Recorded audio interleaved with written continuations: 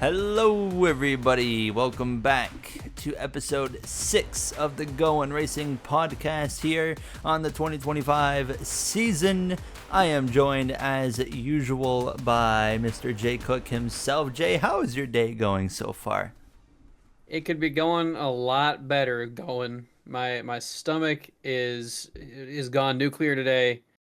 I don't know what has happened, but it's not been fun. I have a headache. Does that compare? Yeah, no, that compares. I think I I took it's about on the same level. 2 Tylenol just before we started, so here we are. Um, yeah, we had an interesting Sunday. I mean, I stayed up really late watching F1, So did and I. then Yeah. yeah. Well, at first my excuse was I couldn't sleep, so I was like, well, I might as well just watch the rest of the race. So I only missed like 5 laps because I was like, I tried to sleep for like 10 minutes. I was like, well, that ain't working. Let's watch the race now.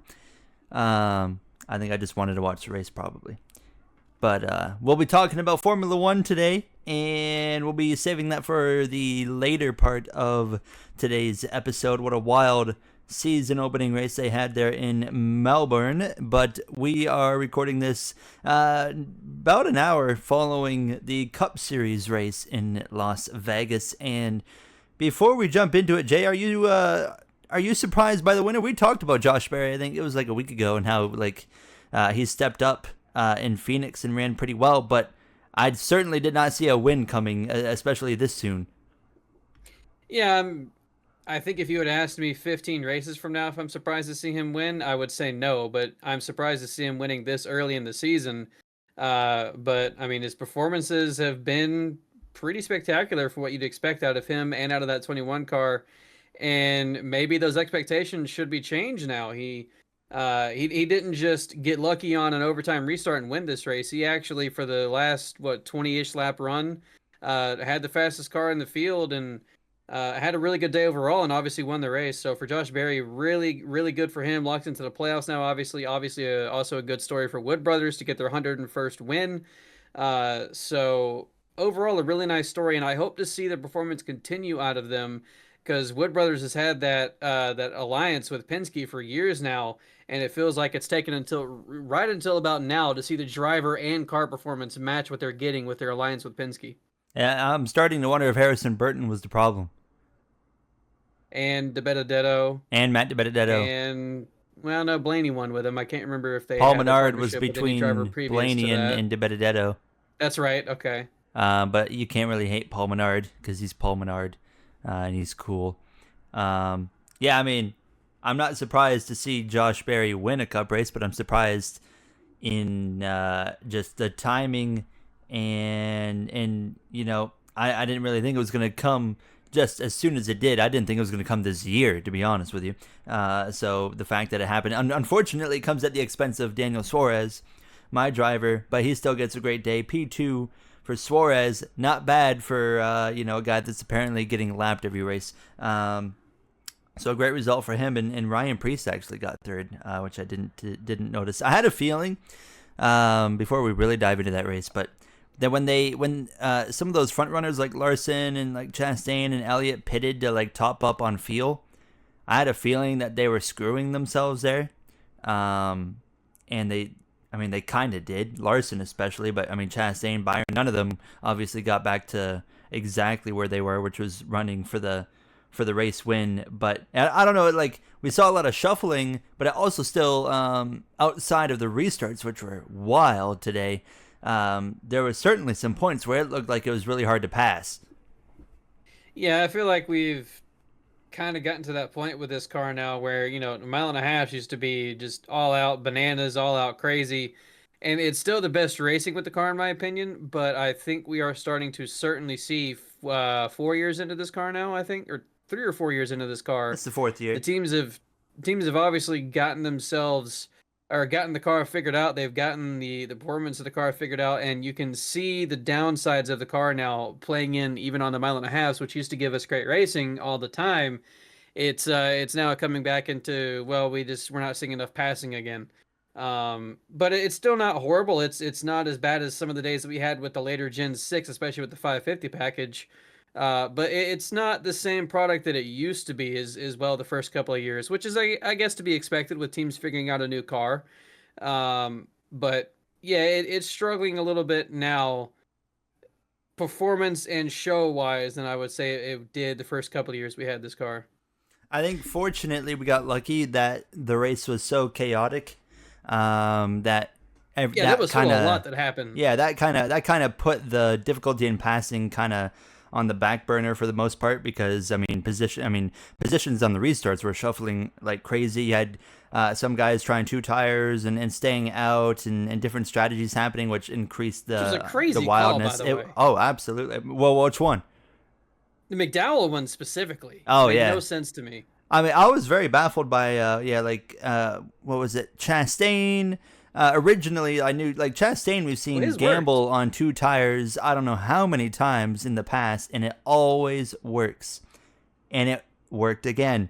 Yeah. He was running like 10th to 15th on the good end of his day, and then they make that call and it completely changed their race, which again shows that passing was certainly a bit difficult, because he got the track position finally, and then never gave it up. He was fine. But yeah, McDowell, like, did he take two or did he take no tires? I think he took no tires. I believe it was no tires, and it got him to the lead, and then he was like 10th after 2 laps. Yeah, he like dropped like, and Hamlin also was dropping like a rock, but Yeah, Hamlin didn't it's have a good day at all. and neither did Gibbs, or who's the other guy on that team? That's not Hurst? Bell. No, that's Oh, Briscoe. Briscoe, Chase Briscoe. Obviously lost that wheel in the pits. However, he wasn't really having a great day before that, although it was relatively early. He rebounded to 17th, which I guess is a fair result. And I just want to point out that it's now 5 races to kick off the year. The defending champion has not finished in the top 10, because Logano finished in 15th place, which I could have sworn he was running higher than that towards the end. Which he's done a lot this season. He has ran really well and had good races. Obviously, judging by his stage points and things like that. I think they showed a graphic earlier. He had led 200 something laps this year and was having really good races. Just wasn't getting the finishes. So things are just going wrong towards the end for Logano. But it's not like he's running 20th place all day long. He's running good, just not getting the finishes that he should get. I think. It's the gods trying to fix what happened trying last to make year. up for it. Yeah. Ty Gibbs ended up 22nd, actually, so as you mentioned already. Riley Herbst ended up 19th. That's how you know it got wild, because he had a top 20 He sped on pit result. road like 4 times. And so Hamlin sped once, and then Kyle Busch sped twice. He sped once, and it completely ruined his race. And then Yeah, and it fell apart from there. yeah, the tire falling off, causing his crash, and then he's like 37 laps down, and he manages to speed again. I'm like, what are you pushing for at this point, man? So I mean, he had a terrible day. He ended up 33rd. But yeah, I mean, we saw some chaos on the restarts, and there was a few restarts there where it genuinely looked like a super speedway race, because they were fanning out 3 wide and just they were going at it. But most of it, they were pretty clean. Otherwise, I mean, we had a few incidents on the restarts, but I thought the restarts today were just really, really cool to watch. Just like the drivers getting all over the track and then just trying to maneuver around each other, especially with the different strategies, some going backwards and like some going forwards. Come to think as well, after Atlanta, you and I both gave Austin Cindric really high praise for his drivability, for the way he's not super aggressive, not making dumb decisions, all this kind of stuff. I want to have a Goes out and COTA the conversation next with week. him. Yeah, goes out and COTA the next week, right hooks Ty Dillon. And then this week, going into turn 1 off a restart, Suarez makes a move, and he's there. He He's shoves all him the way to onto the inside apron. of Cindric. And then, Cindric just hooks it left And gets was his like, "Nah, teammate you're not wrecked." there. You don't exist." Yeah, I don't know if that necessarily caused the incident. It did put them 4 wide, but Blaney still wrecked himself. If Cindric didn't make that move, that wreck never happens. That's fair. That is fair.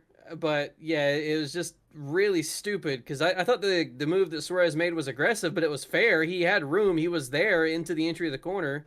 And then Cindric just said, "Nah, brother, goodbye." Oh, he finished 6th. Huh. I didn't realize he finished that. He was, Cindric actually looked pretty good. all race long as well. And yeah, I mean, we praised him in Atlanta, and suddenly 2 consecutive weeks. I think it's the first 2 times I've ever seen him do something stupid. Well, Unless 2 of I'm the just last 3. not remembering 2 of the This last 3. last You're week was right. Yeah, Phoenix. yeah. Phoenix. It's hard to do something stupid there. Well, you could be a pace I car mean, driver, yeah. but Cindric still ended up 6th today. Bowman was 7th. Allmendinger was top 10. He actually ran top 10 quite a bit. So yeah, you text me. I don't know if I should say this live on air. Jay texted me, said this is the most mid top 10 ever. I can explain. I can provide further context. I'm looking but at the you keep names and I going. see what you mean. I mean, I don't put Josh Berry really as mid. I'm a biased Suarez fan, so I can't call that mid. Ryan Preece is the definition of mid. Austin Cindric's been mid for his career so far. Alex Bowman can go both ways. AJ Allmendinger on ovals is very mid. Chase Elliott, I mean, I haven't seen anything promising out of that guy's career so far. I am joking, Chase Elliott fans. We know you guys will come Right. after me if I say something like Right. that. He's not joking. I am terrified of your fan base. That's not a good thing. Elliott ended up top 10. So what's your explanation then? By mid, I don't mean like all these drivers suck. They're terrible. I dislike them. They're mid-level talent. It's just mid as in where's Kyle Larson? Where's Ryan Blaney? Where's Tyler Reddick? Where's like the guys you expect, Christopher Bell, the guys you expect to be like, I know that Blaney ranked all this stuff, but my point is that it wasn't a top 10 filled with guys of like, holy shit, No, championship you're right. contenders. It You're was right. like guys who usually run bottom side of top 10, have good runs sometimes. That was what the top 10 was filled with. And I'm also not saying it's a bad thing. It was just a comment I made. I mean, honestly, I'll be real with you. I look at the top 10. I see all the Final Four drivers this year right there. I see Okay. Ryan Preece. I see Okay. Austin Cindric, All right. AJ Allmendinger, and Daniel Suarez.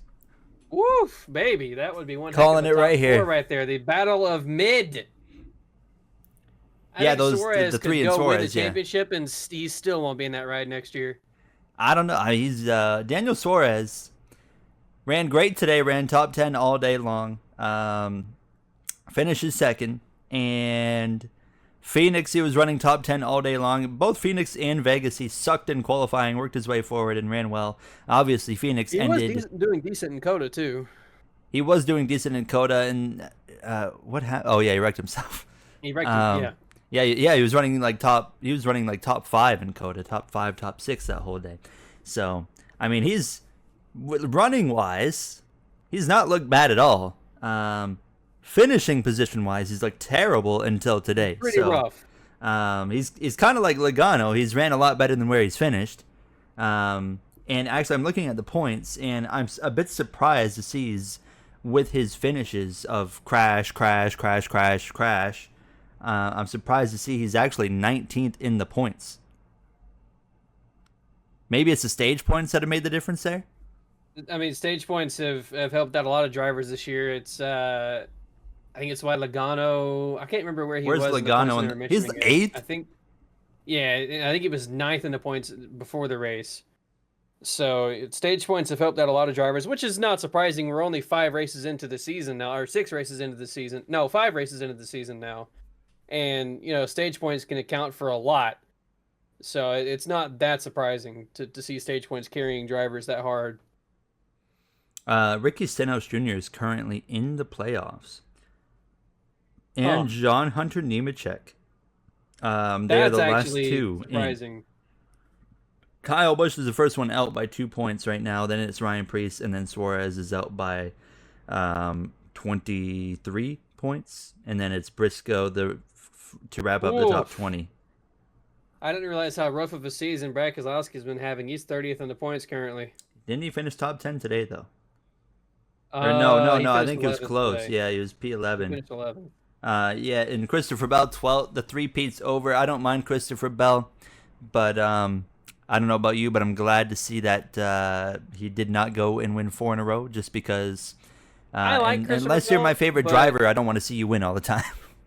Yeah, I like Christopher Bell, but I'm okay with. Well, I'm also okay with Josh Berry winning because I like Josh Berry. So that adds another layer to that. But yeah, just looking through the points of the first 5 races, there are some names outside the top 30 currently. It's just like wow, because I mean, almost Jimmy Johnson. 5 straight names. Austin Dillon's in between them, but Brad Keselowski, Shane Van Gisbergen, Noah Gragson, Ty Gibbs. Oh, Gibbs is in I 34. It's not been a good start at all for those 4 drivers. Cody SVG feels Ware, like every single week something goes wrong. Yeah, Cody Ware, not a good start four for him more either. starts than Jimmy Johnson, and he's below him in points. Yeah, You mentioned not great. SVG. He It's had been a, really rough. and to his credit, outside of today, none of the incidents he's been involved in has been his doing at all. Today was a bit different. Looked like he wrecked himself. I did see the onboard camera, and it was just a bit of an awkward situation where John Hunter Nemechek's just kind of in the way as usual. And he slid Hmm. across like the nose of the 88, and then that just clearly unsettled the car, and Current then around he went. current playoff driver John Hunter Nemechek is in the way. He will be 27th in the points in like 10 more weeks. I don't think John Hunter's bad. Um, Maybe I do. I don't know. No, he's fine. I mean, you saw the Xfinity races he won with Joe Gibbs. I mean, Um, yeah, the man was unstoppable he can almost in drive. Xfinity. I So. think I think it's more of a car problem there. And where Yeah, did Eric let's not Jones pretend finish? like Legacy Motor Club is a top team in the Cup Series. I think Let's they are not. the top Toyota team. Okay, okay. Did you see how Joe Gibbs ran today? Not great. All 4 of those Not great. cars, not great. None of them in the top 10. I don't know Actually, if any of them really there's ran in the top 10 either. Bell was the highest Toyota in general. He was 12th. Bell, yeah, I think Bell was the only one that I saw in the top 10 at any point, and that was just like strategy cycling him into there because he was running like 30th in the first stage, and you think that's Well, pretty yeah, I bad. mean, Then he Gibbs was running like had five to start in spots the worse back. than that. Yeah, but Yeah, so did Blaney, but Blaney drove up to like 18th when Bell was still back in that 30th. is also true. That is true. So it's like, man, they were having a day. They Um, clearly missed on the setup or something. If all 4 cars are running the same thing, they clearly missed.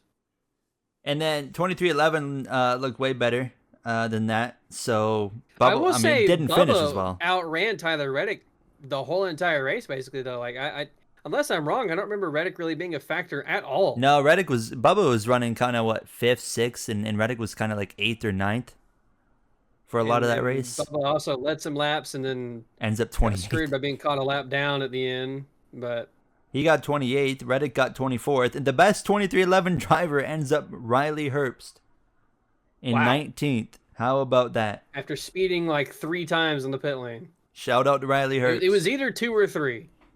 I text you at one point. I was like, where was it? It Oh was yeah, I like just 15 laps into the race, so it was yeah, I kind was of funny like, that you were texting me that early about it. But well, I just found it funny that he was running where he usually runs, but I can't say that anymore as he actually showed up last year in Xfinity. But so shout out to Riley Herbst. I doubted you, and I guess I was wrong so far today, at least.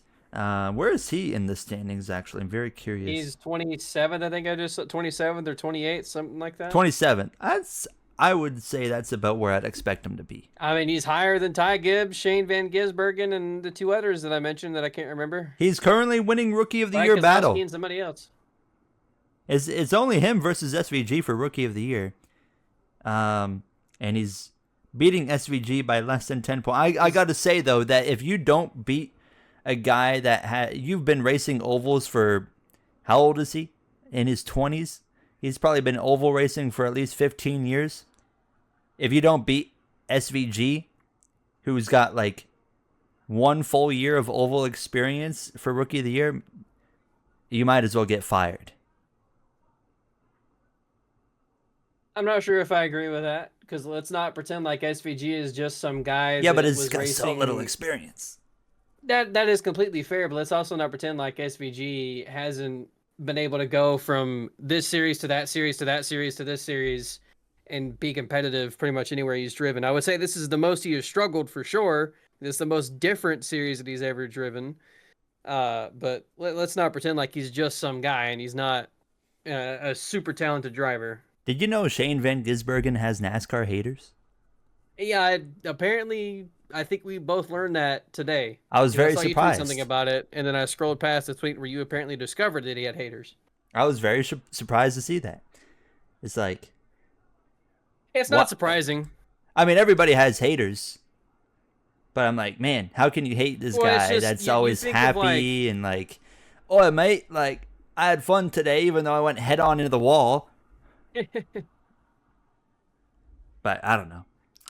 I find it I hard can to see hate why him. some people would dislike him mainly because he is a guy that a lot of people want to root for and want to follow and mention a lot, especially on social media. And so some people that are probably just like, I'm tired of hearing this guy's fucking name. I am a hater now. So like, basically, we're hating him because he's good at his job. Jimmy Johnson, Kyle Busch. How did we feel about them about 5 or 6 years ago? I was a huge fan. Well, 7 or 8 years ago, I to was I include was the Jimmy in that. biggest Kyle Busch and Jimmy Johnson fan. Right. I feel like until he went to Chevrolet, the only time that you or I pulled for Kyle Busch was 2015. And then that changed really quickly when he came back and became a champion. Yes, because Jeff Gordon was the one he beat for the championship. That's yes, but also he missed half the fucking year. I have to do. And still Yeah, came back and won like every damn race he ran that year. I've been wanting to do a third channel where I do like IRL NASCAR documentaries stuff, like like a 20-minute video. Because I see everyone does it, but I see a section that people don't really like touch on, which is almost like no one touches on like specific like races and goes and does like a video on that. Like I was thinking of something like a thing called like title robbery or something, and we focus on like Carl Edwards in the 2016 Miami race or something like that, or like Kyle Busch stealing the championship in 2015 after being out for half the year. I just wanted to add that in. I mean, it could work, it could not, but I can't believe that I didn't look at the system after that and find a problem with it. well, Just thinking back on it we were now, how kids. insane it sounds. That is fair, but it's looking back now to how insane it sounds out loud to say Kyle Busch broke his leg, missed half the year, and still won the championship. Man, NASCAR got putting what that they into wanted. perspective is like, oh boy, that's pretty bad. Not bad for Kyle Busch, but It's great for Kyle yeah. Busch. And then the year later, the Carl Edwards situation. 20 nothing really happened in 2017. Truex just kind of cruised to a The championship big there. three collapse in 18, 2019 and 18. 2020, I think. Or 18? Okay. That was when Logano just came through and said thank Yeah, you yeah, very yeah, yeah, much. yeah. 2019, I don't even know. Kyle Busch won that year. That was the year where Truex was in control of that race, and then they put the wrong tires on. Yes. They put like the right Yes. sides on the left side of the car Yeah, and yeah, completely yeah. screwed themselves.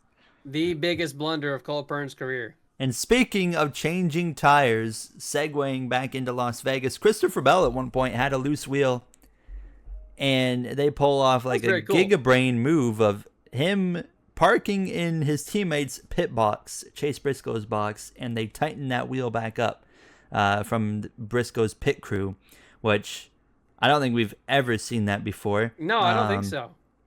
Harvick Can I just mentioned. say- Oh, go on. Can I just say how unbelievably on top of it that crew was for having a car just pull into their pit box and it only taking maybe 5 or 6 seconds to get the lug nut tightened? Like they Yeah. almost instantly recognized what was going on, which is insane. And Harvick mentioned he was like, I feel like by the time we come around to next weekend, there'll be a new rule around that. Which I don't don't know. think so though, because according to Twitter, I came across some people were asking Jeff Gluck and stuff like if that should be a different kind of penalty, and he worded it to sound like NASCAR intentionally changed the rule to make it to where pitting outside of your box like that is just or pitting in somebody else's box like that is just a pitting outside your box penalty. Like they intentionally changed the rule to allow for things like that. I don't know. maybe that's just the way that Jeff worded it, and that's not at all what NASCAR means, and they will change the rule. I don't know, but I I don't think it's that big of a deal, and I'm not sure if NASCAR will either. I don't know. It'll be interesting to see if they do anything. Because at Um, the end of the day, you either pull into your teammate's pit box, or if you pull into somebody else's, like a different manufacturer or a different team, you're not getting help. So at the end of the day, does NASCAR really need to police that? I don't think so. maybe I think they the only do. time that's going to work is if you do a teammate's pit box. So what if you don't have a teammate? Then you have Well, then a the you other. better drive all the way back around, buddy, or back up. I think that is an unfair advantage. It's an unfair advantage already to have 4 cars versus one, anyways. Okay, so I think honestly the main takeaway from this is we should be limiting every team We to should only have one car. 36 different teams in the Yeah, Cup Series. I think it's Yes. time. We just Yeah. learned. It's time. Yeah. Joe Gibbs 1, Joe Gibbs 2, Joe Gibbs 3 and 4. And they are not allowed to pit each other's cars. But There we go. great thinking from first of all the 20 team, and great execution as Jay mentioned on the 19.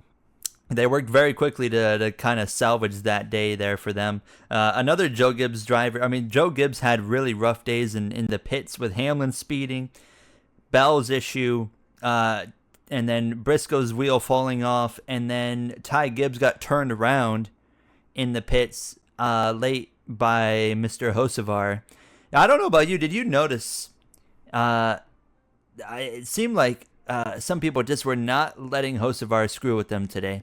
I saw Suarez throw a huge block and run Hocevar all the way to the white line, going down into turn 3. I forget what exactly it was, but I saw Bubba Wallace kind of also throw like a really big block on Hocevar, and just basically say like, yeah, you're like the last guy that's coming by me. So I don't know. It felt to me, I was just happy to see that there was some of these veterans that were making life really difficult on a bulldozer. Which is not surprising. The Cup Series is typically They always self-police. themselves. Yeah.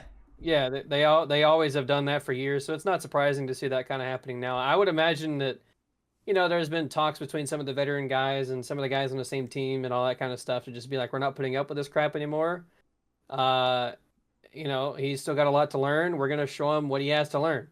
So I think that Hocevar is also not looking to wreck anybody, not looking to completely make himself a jackass.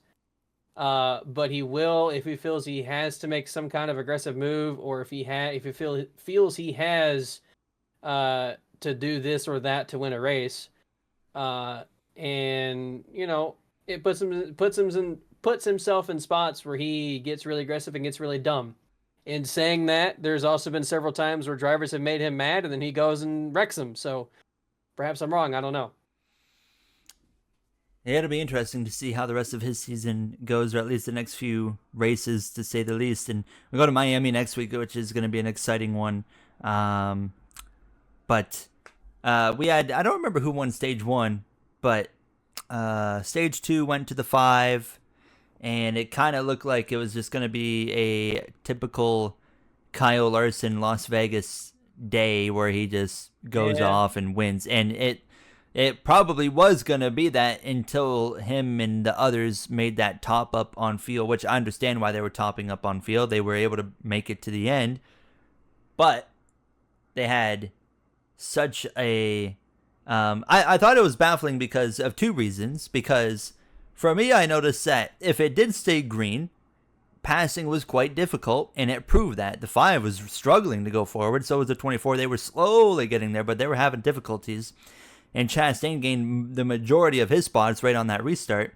And on top of that, there was a lot of accidents throughout the day where, like, I was just like, there was still 70 laps to go. I was like, I don't see this going green to the end. So that 2 reasons really surprised me to see them kind of give up that track position. And unfortunately, for once, I think I was proven quite right on that one. Yeah, it was, obviously in that moment, you're not only pitting because you feel you have to make sure you make it to the end, but also you're, historically, You look at your driver, you look at how you've done in the past and how the racing has been in the past, and historically they've been able to pass, especially these mile and a half. So in that moment, you're probably doing that and then being like, okay, we're going to set ourselves up for the end. So if there is another yellow and drivers that haven't pitted have to pit, then we'll be good.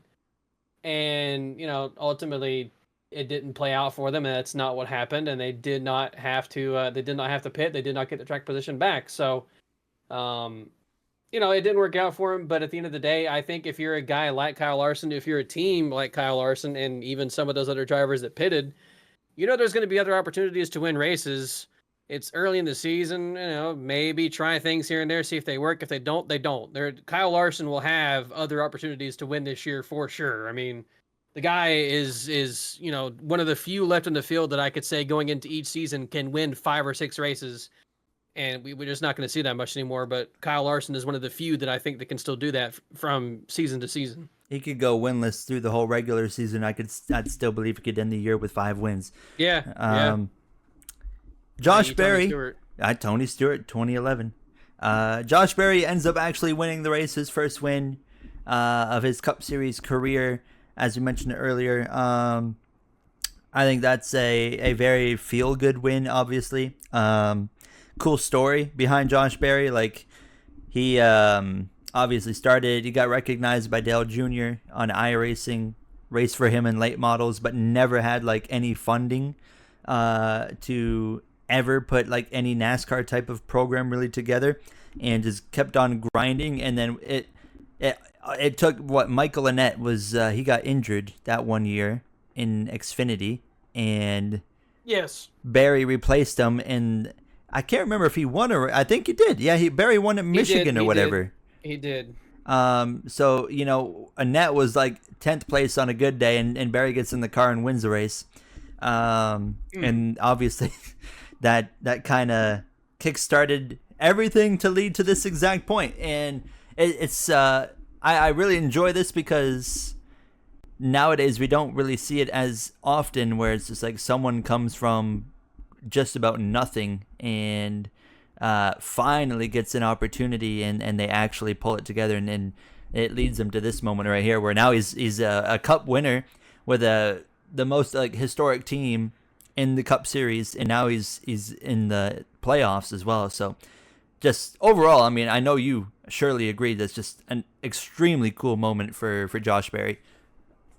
Oh yeah, it's a very cool moment for Josh Berry. It's also a moment that I think signifies to me that it's not all about starting and when you're 6 years old and then you have to go all the way through and you have to do it this way and you have to get sponsorships and all this stuff. Like it still shows that there are opportunities for drivers who continue to work at it no matter how old you are and no matter how much drive you have. You just got to make the right connections and meet the right people and do the right things. And obviously that's what happened for Josh Berry. He got the opportunity with JRM due to the unfortunate injury to Annett. And it's led to now to where he's now a Cup Series winner. He's in the playoffs. He's driving for Wood Brothers Racing, which is essentially a Penske car. So it's landed him in a really good spot. Obviously, he's in a rough situation last year at SHR, in my opinion. But now it's led to him being at Wood Brothers, and he's won a race 5 races into the season. He's had good performance. I think the performance is going to continue. And with him winning this early, with him showing that speed and performance this early, maybe now wouldn't surprise me if he wins multiple races this year. I don't know if he can keep it up or not. We oftentimes see a driver surprise us in the beginning of the season. They have good speed, and then they fall off as the summer comes in. The rest of the top teams get better. They improve. So I don't know if Josh Berry is going to be able to keep this performance up, but being, again, that it's basically a Penske car, if the driver keeps up the performance, I think the team will be right there with him, and we could maybe see Josh Berry contending for more wins later in the season. I always had very strong belief in Josh, but I did doubt him a bit after last year, not because of the results, because I knew that team was crap, but I did doubt him because he crashed a lot. He crashed on his own a lot last year. He did make a lot of mistakes last year, yeah. And I was like, maybe this isn't going to work out. And then you get him in this car, and I haven't seen him make a single mistake yet. He's had a pretty flawless start. Yeah, I mean, I don't think you could ask for a whole lot more, especially in that car. And obviously, I mean, now winning. So, I mean, it's just been incredible turnaround from last season to this season. I think, like I said, I think I said it last week or one of the recent episodes, but I think his issue last year was he was just trying to get too much out of a car that was garbage. Yeah. And obviously was paying the price. Right now, it seems like he's comfortable in the car that he's in. He realizes he doesn't have to overdo it, and look what it's led to. I agree with that. I think that he was trying to drag a team that was not giving him the cars that he wanted, was not giving him the setups he wanted, all that kind of stuff, and also while being a rookie in the Cup Series. So just a lot of things led to a pretty rough year last year for him. But again, this year in year two now with Wood Brothers, you're seeing the performances start to click, and obviously he's already got a win. So good for Josh Berry. Really happy for him. Really good story. I'm happy he's in the Cup Series. I'm happy he's a winner now. And hopefully he's able to continue to win, because not only is it a cool story, but he seems like he's a really good dude, and I do like him a lot. That's another guy where I feel like, like I was talking about, how can you hate? Yeah, how can you hate Shane Van Gisbergen? And I'm like, how can you hate Josh Berry? Maybe he wrecked your guy last year when in one of his 17 incidents. Maybe you don't like him because of that, but just great all around. And yeah, overall a great race. And obviously Jay and I were completely off for our race winner. Oh, way picks. off. I chose. Who did I choose? I would imagine it was Larson. I think I chose Larson, and then you might. I chose Bell, and you chose Larson. Because you wanted to go for the 4-peat, and then you left Larson for me. It was looking good for you for a little bit. It was, but yeah. Yeah. So we were both very far off there. And then I can't remember trucks and Xfinity. I think I got it written chose down. Time for trucks. You chose Kyle Busch if he was in the race, which he was not, and then if he wasn't in the race, you chose Heim. So you were correct. I chose Carruth. In Xfinity, why did I choose Brandon Jones? I don't know. And Jay chose Jesse Love. I was wondering at the same time. I remember, and I was confident. You chose Jesse Love. I was also wrong there as well. So we'll jump into now some Xfinity. And Jay and I didn't really watch much trucks, so we can't really talk about much there. But Xfinity, I had it on mostly in the background. And I just want to point out, my head is feeling so much better now. That Tylenol works wonders. You get those extra strong 2 red tablets. You pop them, you're good to go. Oh, yeah. My stomach is like finally started to give me some relief. NIS is calling your name. No, okay, haven't eaten dinner. I just want to point out as well. 19 minutes away. Smart water, I mean, is just it's biblical. It's the best tasting water you're ever gonna put in your mouth. It's unbelievable. Not sponsored. I just wanted to. It was on my mind. I just finished my bottle of Smart Water. So I need more. But have you had Body Armor water? I've never had Body Armor water. It's also pretty darn good. Okay. I'll add that to the roster. Have you had Fiji water? No. Oh, that one's good too. Very good stuff. Aside from like places that like Florida and stuff like that have really bad tap water, just give me tap water and I'm good. But there are some bottled water that's just like, man, it's pretty good. Normal water's not bad, but there's something else about those other waters. Anyways, we're not here to talk about water. We're here to talk about Justin Allgaier and him holding off Eric Almirola in Las Vegas. Thank God that he did not give Almirola a chance to put him in the wall. Yeah, Allgaier kind of controlled that thing, especially in that final stage. And Almirola ends up second there, and Jesse Love got third. I was quite impressed by that. And the result doesn't show it, but it's Connor Zilic finished 9th, which is a flawless day, but that's quite a poor result compared to where he was running, and I know he was disappointed about it. So I think he continues to impress, jumping over from the road courses to learning ovals on the fly, even with an ARCA season under his belt. But yeah, I mean, he ran top 5 most of that day. He even took the lead early in stage 3 and then kind of faded. But when I say faded, he was still running like 3rd or 4th when they pitted. And then he got that speeding penalty and had to do the pass through. So overall, I mean, still 9th place. Great result considering you screwed up and that dropped you down the order. For his inexperience still in ovals, I think he is doing a very fine job.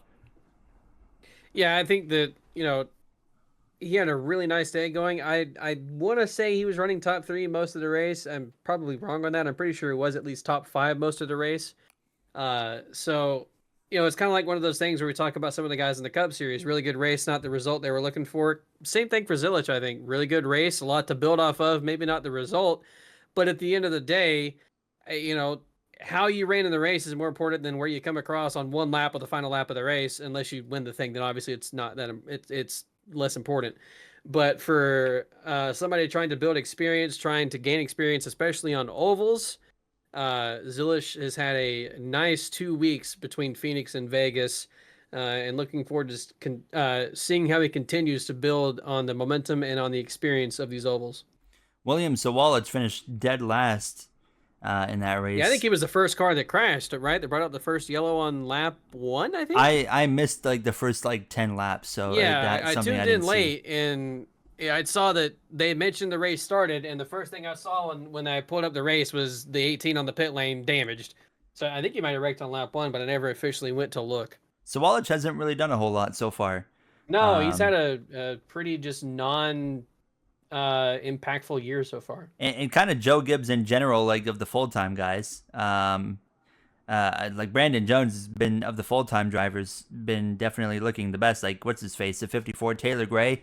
He's run top 10. Hasn't looked bad, but he finished 19th in Vegas, however. Harrison Burton's been actually doing pretty well in the number 25. That was a car that was like, last year with Haley Deegan, they were lucky to run like top 25.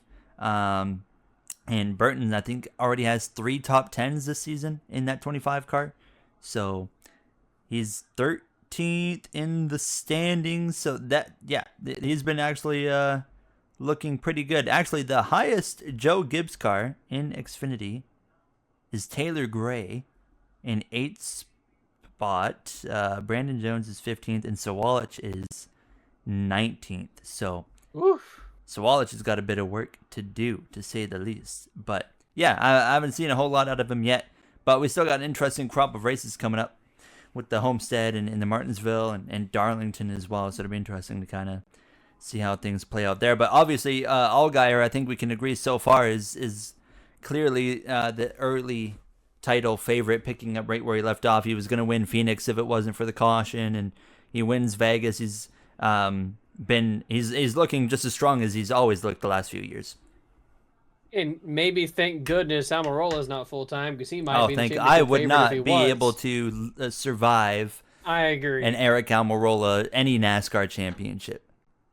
No, I fully agree with that. But yeah, Allgaier, I mean, it's just the same running theme. The guy has been super strong in Xfinity the last, 5+ years. It is you mention somebody running for a championship in Xfinity, and you have to bring up his name. So Allgaier just continuing Allgaier things. Junior Motorsports continuing their thing. I don't see any signs of Allgaier slowing down at all. I just want to point out that although Eric Almirola is part-time, they still score his points obviously on the app. So he's currently 6th in the standings. Wow. Which is he's done 2 races, I think. I thought he's last week and this week. I think not possible because he's got 151 points. Oh, so okay, I would imagine he's done 3. I don't know what the other one is that he did. The other one he's done then. What one did he do? Let's Atlanta, take a maybe? look. Atlanta, no, not Atlanta. I don't think it was Coda. I'll look at. Yeah, Coda. I don't know why he would do Daytona. Herbst was in Coda, by the way. 19. Where is Eric Almirola? I don't see Almirola in anything before. Oh, something's not adding up. He did do Atlanta. He did do Atlanta. Oh, he did do Atlanta. Okay, now he finished 3rd in Atlanta. Oh, I just completely went over his name. That makes sense then. So his worst finish on the year is third. He's finished first, second, and third. Man, thank goodness. Thank God he's not full Unless he's time. just like, I'm sixth in the points. I've almost won 2 races in a row. He Full could, time now, baby. bro. He could Like, say, "Hey, I'm going full time," and he'd still make the playoffs even if the points reset. well, yeah, I guess depending on how NASCAR would score him with the waiver or whatever. But let's not even breathe that into the air, please. I don't. Let's not give him any ideas. Yeah. Eric, please stay part time. Or if you're gonna come back, go to Cup and run 25th every week. I'll tolerate that. Overall, though, the Xfinity race was pretty good from what I saw. Typical Xfinity mile and a half, cars running the bottom, cars running the wall. Passing is nowhere near as difficult as a Cup car. Things got strung out. Things do definitely. You see in Xfinity when you get a long green flag run, you still see the characteristics of what a lot of us complained about that led us to the path we're in the Cup cars, where things just kind of get strung out. Yeah. And then I remember when that would happen in the Gen 6 days before the stages and whatnot, was just like we would always complain like, oh, the leaders are ahead by like 10 seconds and everyone's so spread out. This is horrible. You kind of still see that a little bit with Xfinity. But I don't know. Maybe it's because we only get it in Xfinity. I don't like complain when I see it on the Xfinity side. Maybe it's because it's just we don't have it every week now, probably. Well, I also think it's going to be just a case of it's the Xfinity Series. I don't know how much change you can make there and not have that happen, because the talent from the top of the Xfinity Series to the bottom, the gap there, I would say, is absolutely massive, because you have guys who are still trying in the Xfinity Series who still have talent, and then you guys have also have guys in the Xfinity Series who are there because they have money or because they want to run or whatever other reason they're running that series.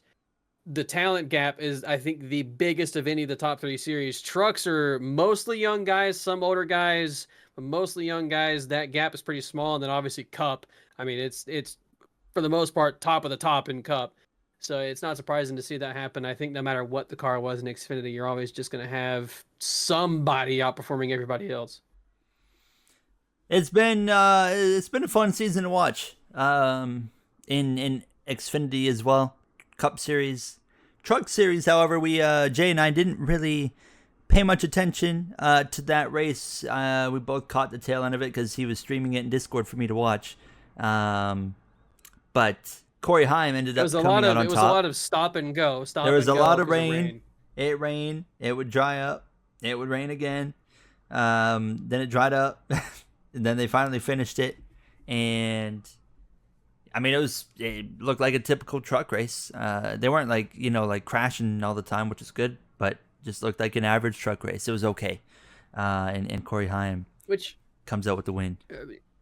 I just gotta say, by the way, how clean has the Truck Series become the last couple of years compared to what it was 3 or 4 years ago? Yeah, like 3 or 4 years ago when it was a disaster. It was just a disaster. Every it was a joke a couple of years ago. Race, yes. I mean, they could barely go 5 laps every race. It seemed like a few years ago, but without a crash. And I remember Knoxville specifically. You and I were just like, this is one of the worst things I've ever watched in my life. That Knoxville race was obnoxiously bad. Knoxville and obnoxious. I'm trying to think of a. No, I got nothing. I was trying to be funny. I don't think it works. Yeah, I tried, but yeah, Truck Series have improved significantly in the last. And I think that says a lot about the talent, the young talent that there is these days. And as much as people want to say that young drivers don't care about wrecking each other anymore and all this kind of stuff, I think there is still some of that out there. I think that Brent Cruz. Yeah, but I think for the most part, we're still seeing a lot of younger guys come up who have respect for each other and still want to drive clean. But there are those that maybe don't. They and there's maybe 1 or 2 of them in the Cup Series currently that maybe don't really care that much. Who's the other one? You said a few.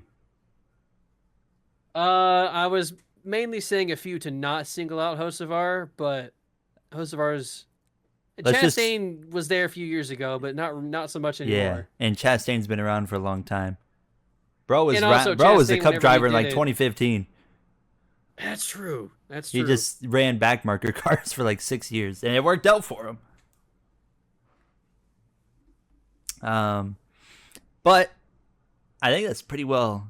I think that kind of covers everything there. Ty Gibbs, we talked about him. I have this as the topic. He sucked again, but got a top 25 finish. So shout out to Ty 22nd to Gibbs. be exact. 22nd in Las Vegas for Ty Gibbs. That might be his second best result of the year. He heard us chirping him. He heard us chirping him, and now he's running. He showed us up. He's getting closer to running in a position that would get you into the playoffs, but not quite there yet. So maybe he'll figure it out in Miami, which we'll talk about Miami and what to expect there, our hopes for Miami at the end of the show when we make our predictions. Now let's move on to the other racing we had this weekend, Formula One season opening round in Albert Park for Melbourne in the Australian Grand Prix. And I was hoping there was going to be rain, and got exactly that. We talked about it last week. I was like, there's a chance of rain, and I remember you were like, we're talking about that a week early. There's might be rain. I'm like, yeah, and then sure enough, it happened to rain. So that was certainly interesting. The rookies. I just want to mention for a quick second too. I don't want to dive too much into it because I don't know how much you even really saw. But Supercars this weekend was, it was. Just I saw like insanity. one sprint. It was. They were driving like maniacs this past weekend. Which they always seem I'm to not go wild about here. It was at exciting. Melbourne. But yeah, they were driving like just complete maniacs this past weekend. But it was exciting. It made for the 3 laps they were allowed to run before they had to stop because of dumb FIA timing rules. Screw the FIA. Yeah, that's and screw Benjamin Solom, or if that's his name, I think it is something like that. Screw whoever makes it to where when they're in Melbourne they have to be on F1 TV, so we can't watch Super. Wait, I could have watched it on F1 TV. I don't know if you could have, but okay. It's like it's done through the F1 stuff. Oh, actually, maybe you could have. I don't know if I could have. Man, you should have. Someone should have told me that. I didn't think about it until right now at this moment because it's controlled by the any racing series that goes on during an F1 weekend is controlled by like the FIA and the F1 TV stuff. So it may have been on F1 TV. I don't have F1 TV anymore though. Oh well, okay. I stopped paying for it after F1 got like boring again in like 2024. In the first half of the year. That's anyways. Fair. But now, I mean, actually, it seems like McLaren might just dominate. But yeah, I mean, it was far more than interesting, this race. We start the formation lap. Isaac Hadjar, one of the 6 rookies on the grid this season, crashes after the very first turn on the formation lap. So obviously he's devastated. Very cool to see him with Lewis Hamilton's dad, because Hadjar is like a huge like Lewis Hamilton fan. So I'd imagine that would have been cool. It'd have been like, Jay, like you, like, hitting a mailbox, for example. And what?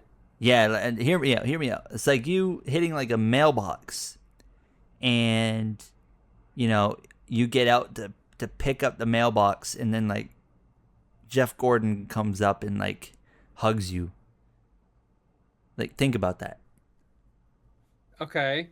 That'd be a pretty cool moment. It would be. Yeah, that's what I would. Same situation. It would be. Yeah. Okay, I guess Sure. I just screwed up, and now here comes my idol. Well, I guess his dad's not his idol, but so John Bickford, that's Jeff Gordon's stepdad. So Jeff Gordon's stepdad comes out and gives you a hug. You're gonna be like, yeah, okay, well, no, I'm gonna be like, this ain't Jeff Gordon. I don't care. But I'm gonna be like, do you have Jeff Gordon's phone number? In that situation, though, obviously, Anthony Hamilton is consoling a fellow driver of his son. I'm not a fellow driver of Jeff Gordon. What is his consoling gonna do for me? What is he gonna tell me that I can make left turns on legal streets better or something? Yeah, avoid mailboxes, son. Something like that. Well, that's not going to make me feel a whole lot better. That's pretty obvious. Okay, no, that's fair. Um. Anyways, that happened, and all this happens. The race hadn't even started yet, and we eventually get going. Another rookie crashes. Jack Doohan wipes out on the opening lap, I say and former driver. I'm just realizing. I think I screwed up that sentence. A fellow driver is what I meant to say. fellow. Sorry, I go think ahead. no, you said fellow driver. I heard fellow. Okay. And Carlos Sainz crashes as well on the opening lap. Safety car is out. Yeah. Rip Carlos Sainz. I was really excited to watch him in his first race with Williams. We'll have to wait another It was couple over weeks. before it got started. I think they already have an off week, don't they? Or do No, they I go think back it's to back? directly to China next weekend. Okay, well, I'm not complaining about that. Let's take a look just to double check. China is the yeah, you're right. It is this weekend. So another late night race for us. That race is, oh my god, I won't be watching that one. It's like 2 or 3 a.m., isn't it? Yeah. 3 a.m. Qualifying also 3 a.m. Oh, there's a sprint. Yeah. Oh, well, at least we get to see that. 11 p.m. Not bad. I'll be watching that one. And also, sprint qualifying is 3:30 a.m. until What? awfully specific 4:14. Huh. Why can't it be That's- 4:15? Why? Yeah. Why is it not 45 minutes? Why is it 44 minutes? Interesting. That's weird. But back on this Australia race, yeah, we had those retirements early. Rain really mixing things up, and Lando and Piastri kind of in control of that race for the most part. But Piastri was obviously home driver as well, putting a lot of good pressure on Norris at times throughout that race, and I was hoping he was gonna beat Lando. Obviously, it didn't quite work out that way. But I felt like what we learned in the first half, to me, was exactly what I thought was going to be the situation. I felt like McLaren was probably going to take over to start the year. And I think they proved very quickly that's exactly what we're going to get this year. Also, Ferrari proved very quickly that they are still Ferrari. They have not learned. They haven't changed at all. Quote of the weekend, by the way, is probably just the water. Absolute quote of the weekend. Probably There's quote water of, in my seat. Probably just the water. Is Thank there a you. leak somewhere? There's liquid everywhere. There's water everywhere. Probably just the water. Thank you, Ferrari. Brother. If you couldn't be any more obvious. But, or Charles Leclerc. Yeah, they screwed up the strategy again as usual. They didn't have the speed that they seemed like they were going to have in preseason testing and all this stuff as well. It made me sad. I mean, they could, run better on other tracks. They could go to China and be the top team on the grid. You never know. I'm not sure if your performance at China, though, would translate well to the rest of the season. So if they're fast there, I don't know if that made me feel better or not. We'll see. And Red Bull, hard to get a read there. Verstappen did really good. He obviously ended up second. And then Verstappen is still Verstappen. I think no matter how good or bad Red Bull or McLaren or any other team is, we're going to see him on the podium consistently, and if not winning races still. So he's still Verstappen at the end of the day. He is Max Verstappen. Very fun to watch him on the racetrack there. And my favorite part was in the end, or not right at the end, but like when it rained that second time, like abruptly, and they cut to both McLarens are flying off the racetrack. Yeah. And Max is just, fully under control, and he's just hauling right up to the back of both of them. Meanwhile, like Norris is in the gravel, Piastri's in the gravel. They go through the grass. Piastri slides, and his race gets completely destroyed. He rebounded to finish in the points. Shout out to him. He goes from, beached for a minute, gets it rolling, and then manages to get back to the top 10. That was, I think, two things. Very impressive drive, and as well showing that McLaren is probably quite strong Excuse me. Yeah, of course, I do agree. I think the McLaren is the strongest car in the field. I don't know if the gap is quite as large as we've seen in previous years where Red Bull was just, I mean, no matter what, they were a second faster than the rest of the field. I do think McLaren is the fastest, but I'm not sure if the gap is that big. I think we'll get a better indication when they are when we get to a dry race. Um, but they are by far the best team, I think, currently. It'll be interesting to see if any teams catch up with them this year. I don't really know how I feel about McLaren being the best team because on one hand, I like Zach Brown, I like McLaren, I like Oscar Piastri. On the other hand, if they're fast, that means Lando Norris is fast, and that also means they're going to prioritize Lando Norris. They'll never prioritize Piastri. So that also makes me want to kill myself in the video game. So I don't know how I feel about them being really fast. If it favors Piastri, I'm okay with it. Yeah, I agree. I agree, but it won't. It never will. If it favors Lando Norris, I am not okay with it. Little avatar like I character said looking last head. night. Like I said last night, that might have been the worst podium of all time. Who is? Oh, George Russell was on Yeah. the podium. Yeah. Shout out to Kimi Antonelli. He was by far the best rookie driver, and He still made mistakes, and he still drove He like he still still spun finished what around. he did and drove like he did. He Yeah, spun. I think it was at least once, if not twice. yeah, he spun out at one He point, was hauling. and he started 15th, gets all the way to 4th. Originally had a penalty for an unsafe pit release, then they reversed the penalty, so it goes down to 5th and back to 4th. Great result there from Antonelli, and he's only 18, and I mean that was I mean his drive was quite remarkable. So Very, very impressive, I have to say. I doubted him hard because As did I. Yeah. he didn't do anything in F2 that impressed me. I didn't like watch the race. I just looked at the results, to be honest. But I know he did win I always a thought race. that Mercedes was just rushing the hell out of him too, is what I figured. I'm sure with but, Hamilton leaving as well, they kind of forced him to. Yeah, but I mean, but as Toto my Wolff Lord. says, don't forget, Jay, that we were gonna sack Hamilton anyways. Okay, Toto. Yeah, right. All right. Copium, Coparter. Oh, it's that whole salt was fun to watch as the year went on last year. But yeah, I mean, incredible drive from Antonelli, and our picks, by the way, for Formula One was both of us picked McLaren drivers, but you picked Lando and I picked Oscar. So Yeah, see, I knew that Piastri would never be favored there, so I was right once again. once again, I had the most correct picks. you got of a the weekend, truck race so- right. Hey, you didn't get the truck race right. Excuse me. Yeah, you got a point there. You do have me on that one. So yeah, great races all around. Yeah, great start to the F1 season. They'll be back in China this weekend, and IndyCar's back this weekend, and NHRA, Jay, NHRA, the fastest motorsport on earth, is also back this I weekend. hate to do the NASCAR thing to NHRA, but come on, my guy, you're just driving a line for 2 seconds. That's like It's saying 3. NASCAR turns and left or NASCAR only takes left turns. I know, but come on now. I felt bad for that guy. Let's be real here. I was like, come on, man.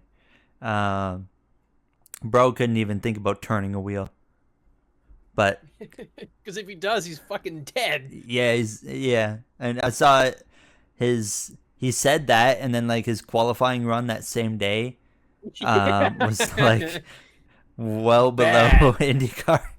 But I saw Alex Rossi was on Hinchcliffe's podcast, and he was like grilling that guy, which I thought was I pretty do agree. funny. It's a bit silly for Fox to market it like that.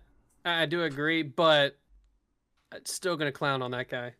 I think. Yeah, forget his name, but he's a dude. I have no idea what his name is Yeah. at all. Maybe it was like Tim or Tom something, I think.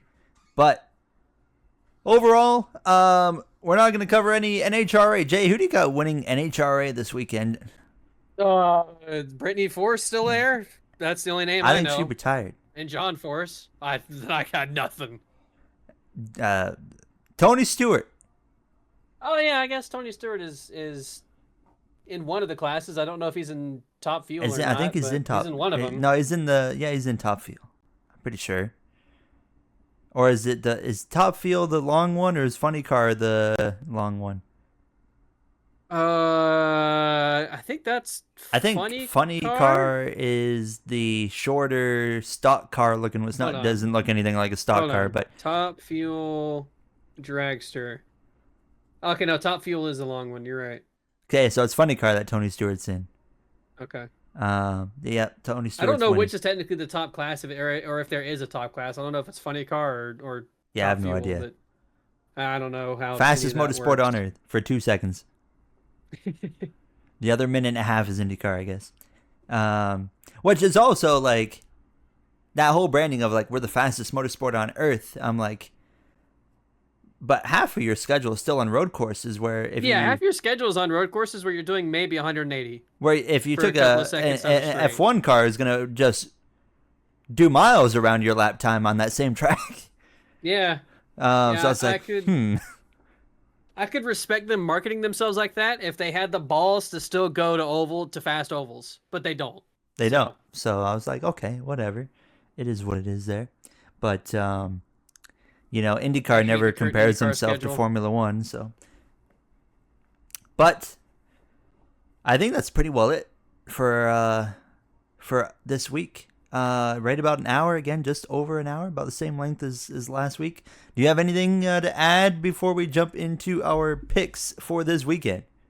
I don't think I have anything. We are going to do our picks. It's Miami week. We'll very briefly discuss Miami, what to Raw we expect seek. there. Raw we seek. It's it's the best mile and a half on the schedule.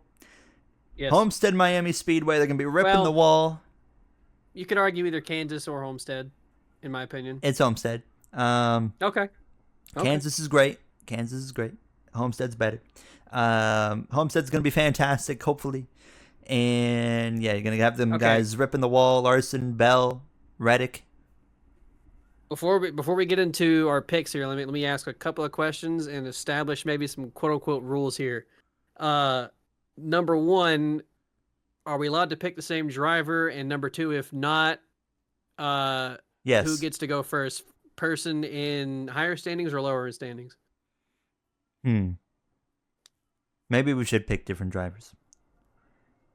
You got more right last week, so you get that. It's whoever got it right the week before gets to pick. Oh, easy peasy then. All right. So, let me type it in here. Miami Cup. Gary picks that guy I'm pretty sure you're going to take my pick, so I will let you pick. Probably. Cup Kyle Series is okay. Of course it is. Of course. You did not take I feel my like pick. it's either. Oh, okay. That's a lie. I was going to go with Kyle Larson. Okay. I'm thinking Cody Ware. Maybe no. Jesus. Homestead, Miami. Ryan Blaney. You're not going with Tyler Reddick. No. I still. Okay. I still think he is at a point where he's still very what's the word I'm looking for? I don't know what he word are you still looking is for? very capable of choking. Where Ryan Blaney's cleaned up the choking. I say that he choked to Tyler Reddick at Miami last year in the playoffs. And also he had his very typical Ryan Blaney meltdown a couple of times today. And I feel like that's when the choke comes. He's not going to have any meltdown next week. So that's my opinion there. Xfinity Series J. Now, I just want you to know Kyle Larson is in every race this weekend. Yeah. Go ahead and make your pick for Xfinity. I think I'm going to pick Kyle Larson. Jay's going to pick Kyle Larson for Xfinity.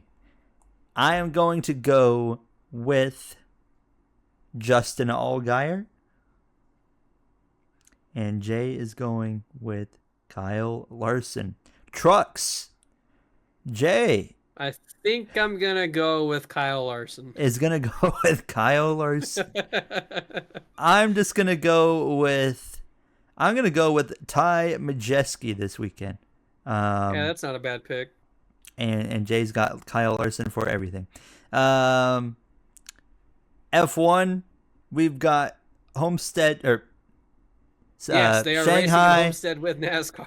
We've got Shanghai. Jay, I guess Jay got F1 right, so he gets to pick first again.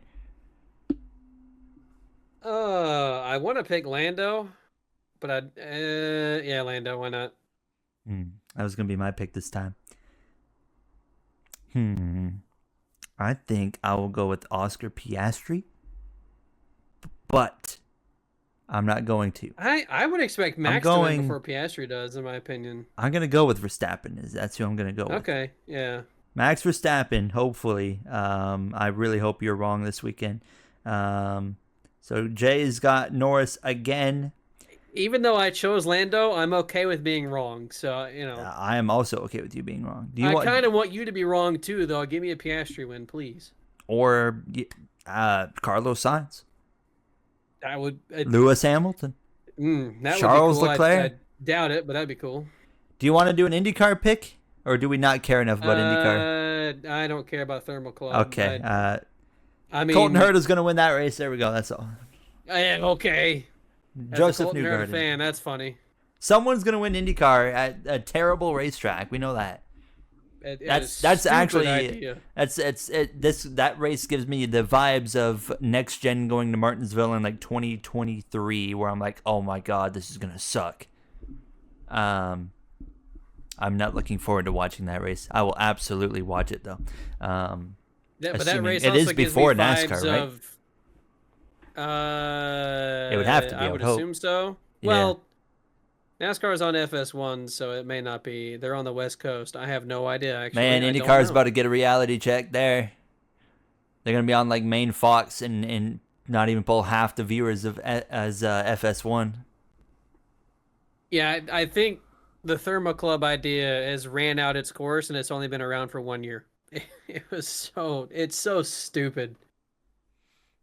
Well, we'll see how Thermal Club goes, and we'll see how the other races go. Formula One in Shanghai, NASCAR in Miami. We're gonna have a fun weekend, and we appreciate you guys being here again. As usual, this just came to my mind, Jay. I got mentioned in a tweet at like 4 a.m.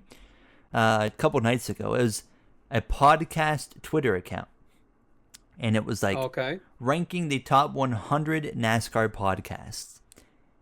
I was tagged in it. I was like, Well, oh. if you got tagged in that, that means we're in that. So holy crap, let's go. So there's a bad part coming here. Oh, are we like So- 95th? So I was like, oh my god, like we're already in the top 100. Look at us. And then I'm scrolling and scrolling and scrolling. We're like 97th. But hold on. Jesus. But hold on. Because at first I was like, oh, great. We've only done like 4 episodes and we're in the top 100. It's the podcast that we did 5 years ago. Oh, for fuck's It's that sake. one. It's that one. I was like, are you kidding me? Bruh. So I was quite disappointed to see that because I was excited to send it to you. And then I saw that and I was like, yeah, I'm not going to send that to him. Well, So maybe next year those we'll. numbers up. Yeah, please listen. We got to get some guests. Actually, we got 2 potential guests on the way. Brayton Laster, and then some other one that's just he's like a crew guy I think it's for a truck series team. So Okay. I actually you know what I would like to do is get like a Cup Series pit crew member. Because I feel that'd be like cool. no one ever talks to those guys, and I find their role actually really interesting. And I would love to just learn more about their role and like just how important that is to them, and like how everything that leads into like a pit stop and all that kind of stuff. I'll tell you the name after, but we technically do know an Xfinity Series team member that has some potential beef with a team that he got fired from a few weeks ago. Huh? We know an Xfinity Series team member That got who fired? was he got fired a few weeks ago, but it was not of his own doing. The team was really stupid. I'll tell you later. Oh, this is something I have no idea about. So you're gonna It's have to let something me I know. learned the other day. So Oh, yeah, I'll okay. tell you. You're gonna have to let me know in about 30 seconds because we're gonna wrap it up right now. That's it for us. We'll see you next week. Enjoy the racing, and we appreciate you guys as usual checking us out on YouTube, Spotify. I have no clue if we're on other platforms, but if we are, appreciate you You're listening. the one who posts our podcast. How do you not know this? Because I posted to Spotify, but there's some option to redistribute it, and I don't know if I've Oh, done it okay. correctly or not. Oh. But yeah, we'll see you next week. Thank you for listening. Take care. Stay healthy. Health is wealth. Have a good day.